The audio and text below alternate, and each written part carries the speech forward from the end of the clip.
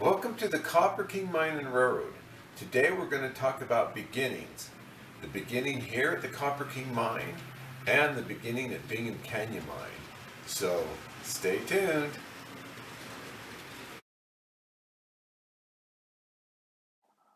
We're going to talk about beginnings today. The beginning of open cut mining at Bingham and the beginning of the Copper King Mine and Railroad. It started with an idea. I can just dig out my crawl space under my family room and make a train room.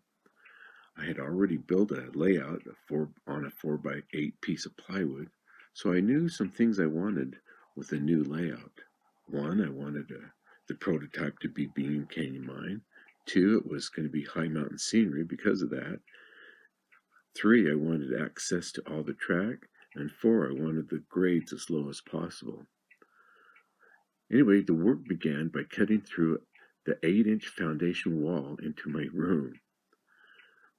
Starting something has a power of its own, so just begin. Then I started digging out the center of the room, leaving the sides. They would become the benchwork for the layout.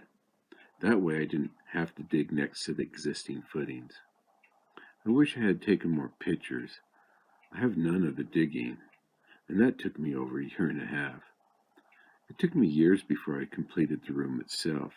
I just kept plugging away, working on it on and off when I could. So that's the beginning of the Copper King Mine and Railroad.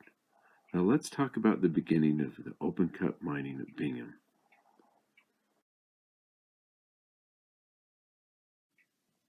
In the early 1900s, the world was on the brink of a new age, that of electricity.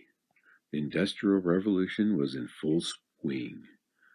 Coming were the electric light, electric motors, communication, and the automobile.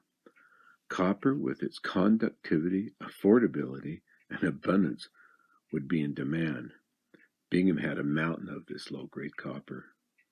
A few men saw the potential of this low-grade ore. Two young mining engineers, Robert Gimmel and Daniel Jacklin, started to run some tests to see if they could process this ore in a large scale to make a profit. Their company was Utah Copper. It incorporated June 4th, 1903.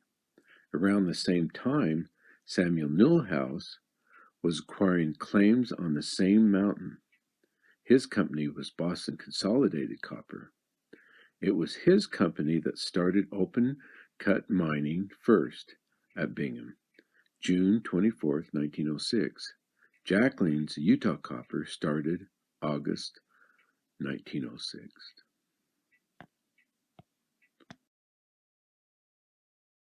So let's take a look at some of these pictures. Now this picture was taken in 1904. Now to the right is the mountain, and it will be removed and will become the pit.